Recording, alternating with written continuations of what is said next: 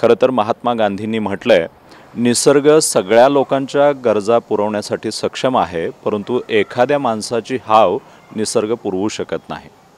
आता अलीकडे आपण पाण्याच्या बाबतीत हे अनुभवतोय। पाण्यासाठी तिसरं महायुद्ध होईल असंही म्हटलं जातंय। आपणच आपल्या जिल्ह्यामध्ये बघितलंय की एका शहराला दिलं जाणारं पाणी रोखण्यासाठी काही गावं पुढे येऊ लागलीत। पाण्यासाठी होणारी ही युद्ध थांबवायची असतील, वाया जाणारं पाणी थांबवायचं असेल आणि निसर्ग ज्या पद्धतीनं आजपर्यंत आपल्याला देत आलाय तेच निसर्गाला परत करणं कसं गरजेचं आहे, याचाच खरं तर धडा मंडलिक पार्कमधल्या या रहिवाशांनी घालून दिलाय। आजच्या 22 मार्च या जलदिनाच्या निमित्तानं मंडलिक पार्कनं आपणा सर्वांनाच घालून दिलेला हा वस्तुपाठ काय आहे ते जाणून घेऊयात। आपल्यासोबत या मंडलिक पार्कमधले रहिवासी आणि या संकल्पनेपाठीमागचे संकल्पक पराग केमकर आहेत। त्यांच्याकडून जाणून घेऊयात की त्यांना हे का करावं असं वाटलं, त्यांनी हे नेमकं काय केलंय आणि त्याचा परिणाम चांगल्या अर्थाने काय झाला आणि याचा आदर्श लोकांनी कसा घ्यायला हवा। केमकर सर, नमस्कार। साधारण आम्ही सगळे ए विंग हे मंडलिक पार्कमध्ये 3 वेगवेगळ्या बिल्डिंग्स आहेत, ए बी आणि सी असं, परंतु तिन्ही बिल्डिंगचं पाण्याचं जे व्यवस्थापन आहे ते स्वतंत्र आहे। प्रत्येकाचं बोर आहे किंवा अन्य महापालिकेचे मीटरसुद्धा स्वतंत्र आहेत त्या वापरायच्या सोयीच्या दृष्टिकोनातून। आमच्या ए बिल्डिंगमध्ये 35 कुटुंब राहतो आम्ही, 35 बिराडा आहेत म्हणा, आणि त्यांच्यासाठी आमचं बोर आहे। सुदैवाने बोरला चांगलं पाणी आहे। म्हणजे असं सांगितलं जातं की ह्या ज्या इमारती झाल्या ते जे विकासक होते त्यांनी ह्या बोरच्या पाण्यावरच या सगळं बांधकाम केलं, त्यांना पाणी बाहेरनं घ्यावं लागलं नाही। आणि त्यामुळे 35 घरांच्या पाण्याची व्यवस्था आमची एका बोरवरती आहे। सुरुवातीला त्यांनी आम्हाला इथे तुम्ही पाहिलं तर 5-5 हजार लिटरच्या 4 टाक्या आम्हाला दिल्या होत्या, परंतु 2006च्या दरम्यान काही पावसाचं प्रमाण कमी झालं आणि बोरचं पाण्याचं प्रमाणही कमी झालं आणि सगळ्या टाक्या काही भरेनात।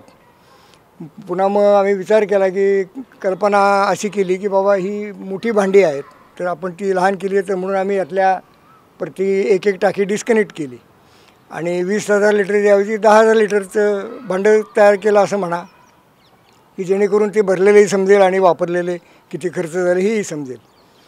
मग ते केल्यानंतर काय झालं की टाक्या ओव्हरफ्लो व्हायला लागल्या। निम्मी कॅपॅसिटी केल्यामुळे जी सवय पडली होती त्या वेळेमध्ये टाक्या ओव्हरफ्लो व्हायला लागल्या, पाणी वाहून जायला लागलं, त्याला लागणारे पंपाला लागणारी वीज आहे ती खर्च व्हायला लागली। मग काय नाही, एक छोटंसं आम्ही पुन्हा विचार केला त्यावर, तर ते बॉलकॉक असतो तरंगणारा, पाणी ठराविक पातळीला आल्यानंतर तो बंद होतो, परंतु मोटरला तो चालत नाही, कारण समोरचं तोंड बंद केलं तरी मोटर पाणी फेकत असते आणि त्यामध्ये नुकसान होतं, पाईप तरी फुटतात किंवा तो कॉक तरी फुटून जातो। मग आम्ही म्हटलं की बाबा काहीतरी एक इंडिकेटर काहीतरी आपल्याला कळलं पाहिजे की बाबा टाकी भरत आली आहे अशा अर्थाने।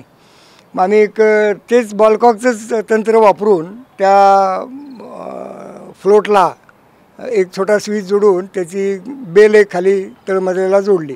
हे 4थ्या मजल्यावर आपण आहोत आत्ता आणि ही सगळी यंत्रणा ही इलेक्ट्रिसिटी मोटर बंद करण्याची चालू करण्याची तळमजल्याला आहे आणि त्या ठिकाणी बेल लावली आणि कर्णकर्कश बेल लावली। मनुष्य स्वभावाचा अभ्यास असा केला की बाबा मंजूळ बेल लावली तर लोक ऐकत बसतील, जरा कर्णकर्कश त्रास होईल अशी बेल लावली की जो कोण ऐकेल त्याच्या कानावर पुढचं धावत जाऊन त्यांनी मोटर बंद करावी।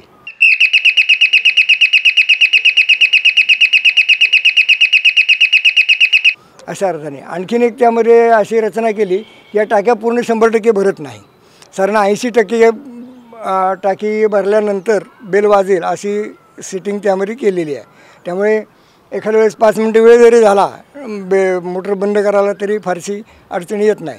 आणि याचा फायदा असा झाला, म्हणजे त्याचं थोडंसं गणित मांडलं आम्ही, एक अंदाजे आम्हाला 10,000 रुपये महिन्याला लाईट बिल येतं। अर्थात त्यामध्ये पार्किंगचे दिवे हे सर्वच कॉमन मीटरचे जे काय लाईट आम्ही वापरतो ते त्यात अंतर्भूत आहेत, परंतु त्यातला मोठा वाटा हा इलेक्ट्रिक मोटरचा आहे, पंपाचा, बोअरमधनं जे पाणी वर चढवतो आम्ही त्याचा मोठा वाटा आहे। तर त्यामध्ये अगदी पुढच्या महिन्यापासून आम्हाला त्याच्यामध्ये जवळ 30% बिलामध्ये बचत दिसू लागली। म्हणजे अगदी हिशोब करायचा झाला तर महिन्याला जवळजवळ 2,500-3,000 रुपये आमचे त्यामध्ये लाईट बिलात वाचायला लागले. आणि असं 2006पासून आता 2024मध्ये आपण आहोत. आणि सगळ्यात समाधानाची बाब म्हणजे आमचं 1 लिटरही पाणी आम्ही जमिनीवर सांडत नाही आमचं या रचनेमुळे. आणि अशा रीतीने ही अगदी सोपी रचना आहे, कुणीही करू शकतो. आता डिप्लोमा डिग्री इंजिनियर झालेली मुलं आहेत त्यांना अगदी सोपं आहे ते काही फार मोठं रॉकेट सायन्स नाही आहे. आणि बेल वाजली की बाबा मोटर बंद करायची, असं सोपं साधं गणित आहे. आणि आता इतकी वर्ष झाल्यानंतर सगळ्या रहिवाशांना कुणी जाणारा येणारा किंवा जवळपास राहणारे आहे ते पटकन बंद करतात जाऊन. त्यांना समजतं की बाबा टाकी भरली आता. अशा रीतीनं अशी सोपी आणि ड्युरेबल, काय त्यात बिघाड झालेलं नाही. एक दोन वेळा काही त्याचं बेल खराब झाली किंवा काही एवढंच, ह्याच्या पलीकडे त्याला काय दुरुस्तीचा खर्च काही आम्हाला आलेला नाही. अशा रीतीने आम्ही पाणी बचत म्हणा, वीज बचत म्हणा, कारण पाणी मर्यादित आहे. आपण जरी म्हटलं तरी दर वर्षाला पावसाने रतीब घातलं तरच आपल्याला पाणी मिळणार आहे. व यावर्षी पाऊस पडला आणि 4 वर्ष नाही पडला तर चालणार नाही आपल्याला. पडला नाही म्हणण्यापेक्षा थोडासा कमी पडला तरी आता यावर्षी आपण ते सोचतो आहे कमी पावसाचं काय त्याचे नुकसान आहे. आताच वर्तमानपत्रातनं धरणांची साठ्याची टक्केवारी यायला लागलेली आहे. कुठे 40% आहे, कुठे 35% शिल्लक आहे पाणी, अशा अर्थाने. म्हणून जे पाणी आहे ते आपण सांभाळलं पाहिजे, काटकसरीनं वापरलं पाहिजे, हाच त्याच्या पाठीमागचा उद्देश आहे. मंडलिक पार्कनं राबवलेली ही उपाययोजना पाणी वाया जाण्यापासून वाचवण्याबरोबरच इलेक्ट्रिसिटीवरचा खर्च वाचवण्यासाठी किती उपयुक्त आहे हे आता आपण जाणून घेतलं. अजून एक गोष्ट या परिसरामध्ये घडली जी आजच्या जलदिनाच्या निमित्तानं आपण जाणून घेणं गरजेचं आहे. हे आम्ही साधारण 92, 93, 94 समजा, म्हणजे सगळे रहिवासी राहायला 94-95 साल उजाडलं, बिल्डिंग्स तयार होऊन हे करून. त्यावेळेला ह्या इमारती नव्हत्या आणि इमारतीच्या बाजूनी जे सुशोभीकरणासाठी पेविंग ब्लॉक्स लावलेत म्हणा किंवा कॉन्क्रीटचे परिसरामध्ये कॉन्क्रिटीकरण केलेलं आहे. आणखी इवन आमच्या मंडलिक पार्कमध्ये सुद्धा जिथे कॉमनमधली जागा आहे तिथे गाड्या पार्किंगसाठी डांबरीकरण करावं अशी कल्पना आली आणि तिथे डांबरीकरण झालं. आणि ते छान वाटलं सुरुवातीला आम्हाला, चला म्हटलं बरं झालं. आणखी परंतु त्याच उन्हाळ्यामध्ये आमच्या बोरचं पाणी गेलं, की जे पाणी कधी गेल्या 8-10 वर्षामध्ये बोरचं पाणी आमचं कमी गेलेलं नाही. आणि आजूबाजूचे इमारतीतले लोकसुद्धा आमचा हेवा करायचे की बाबा यांचं बोरचं पाणी 24 तास यांना पाणी वापरायला मिळतं आहे अशा अर्थाने. परंतु त्या वर्षी आमचं पाणी गेलं. आणि मला आठवतं त्याप्रमाणे 2009 किंवा 10 साल असावं, 800 रुपये टँकरचा दर होता. आणखीन 35 लोकांना 800 रुपयाचं पाणी किती पुरायचं असा प्रश्न निर्माण झाला. तरी देखील आम्ही नाईलाज आहे, त्यामुळे त्या वर्षी आम्ही तो खर्च केला. परंतु विचार केल्यानंतर असं दिसलं की या कॉन्क्रिटीकरणामुळं, डांबरीकरणामुळं आणि पेविंग ब्लॉक्समुळे विशेषतः हे जे पाणी आहे हे सगळं वाहून ओढ्याला, जे मुरणारं पाणी होतं ते मुरत नसून ते वेगाने उताराकडनं वाहून जाते आणि ओढ्या वाटे ते नदीला जाते. मग हे लक्षात आल्यानंतर मग काय करायचं, तर मग आपण मुद्दामून काहीतरी पाणी मुरवण्यासाठी रचना केली पाहिजे असा विचार पुढे आला. आणि आमच्या सोसायटीमध्ये बरेच इंजिनियर्स आहेत, सिव्हिल इंजिनियर्स आहेत, टेक्निकल लोक आहेत. मग सगळ्यांच्या विचाराने आम्ही 3 ठिकाणी शोष खड्डे तयार केले. आणि त्याचं कॅल्क्युलेशन असं केलं की आता आपण इथे जे उभे राहिलो आहे, आमचा हा जो परिसर आहे असा समजा धरूया. त्याप्रमाणे कोल्हापूरची जी आकडेवारी आहे पावसाची, तर 1000 स्क्वेअर मीटरमध्ये एका सीझनला 80,000 लिटर पाऊस पडतो. म्हणजे 8 टँकर पाणी पाऊस देतो आम्हाला इथे वरती आमच्या छतावरती. आणि फेब्रुवारी-मार्च नंतर जर आम्ही ओरडायला लागलो तर त्यात म्हणजे चूक कोणाची आहे असा मुद्दा आला. मग आम्ही हे जे बिल्डिंगचे जे उतार नैसर्गिक आणि रेन वॉटर ड्रेन जे असतात, बिल्डिंग टेरेसवरनं जे पावसाचं पाणी जाण्यासाठी पाईप काढलेले आहेत तेच पाईप पुढे आम्ही नेऊन 3 ठिकाणी शोष खड्डे केले, पोकळ रचना केली आणि त्या शोष खड्ड्यामध्ये हे पाणी, पावसाचं पाणी सोडलं. बरं, सगळं मुरतं का? 80च्या 80,000 लिटर मुरवतो का आम्ही? नाही. परंतु काहीच मुरत नव्हतं. आम्ही म्हणतो त्यातले 20% जरी मुरत असलं, 25% जरी मुरत असलं तरी ते पाणी मुरते.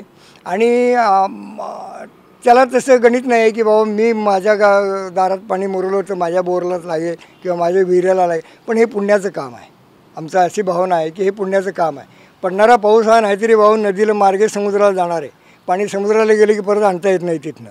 मग त्याला इथेच आम्ही जर पकडून जमिनीत मुरवायचा प्रयत्न केला, आमच्या जेवढी शक्ती आमची आहे तेवढी, कुठल्या तरी बोरला कुठल्या तरी जमिनीची भूजल पातळी वाढण्यासाठी त्याची मदत निश्चित होते.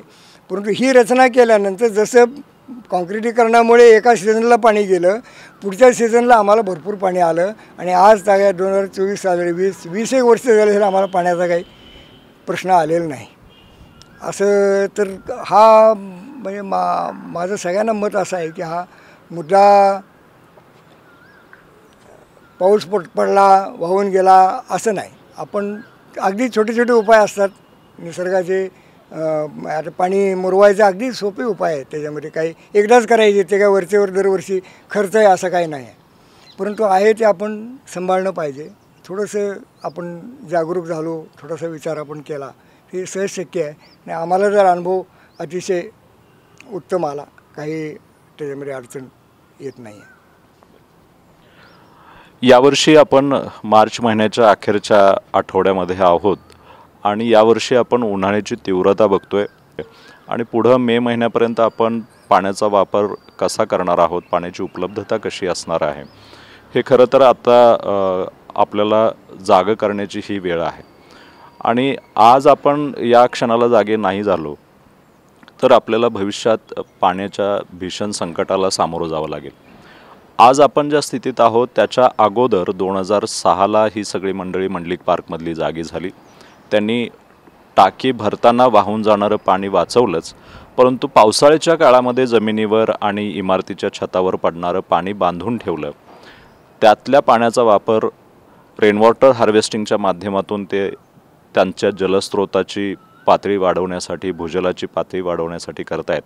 हे दोन खूप छोटे परंतु खूप मोठा परिणाम देणारे प्रयोग मंडलिक पार्कमधल्या रहिवाशांनी केले आणि त्याचे खूप चांगले सकारात्मक परिणाम आज दिसत आहेत. आणि पाण्याच्या बाबतीत मंडलिक पार्क तशा अर्थाने समृद्ध झालं आहे. अशाच पद्धतीनं जर हे मॉडेल प्रत्येक सोसायटीनं त्याचं अनुकरण केलं, प्रत्येक गावांमध्ये याचं अनुकरण झालं, तर आज आपण पाणी टंचाईच्या ज्या भीषण कथा ऐकतो, वाचतो, त्या थांबतील आणि पाण्याच्या बाबतीत आपण सगळेच जण समृद्ध होऊ. आजच्या जलदिनाच्या निमित्तानं खरं तर आपण मंडलिक पार्कमधल्या या रहिवाशांचा आदर्श घेतला आणि एखादं जरी पाऊल टाकलं त्या दिशेनं तर आजचा जलदिन खऱ्या अर्थानं साजरा झाला असं म्हणता येईल. एस न्यूजसाठी कॅमेरामन जितेंद्र शिंदेसह मी कृष्णात जमताडे.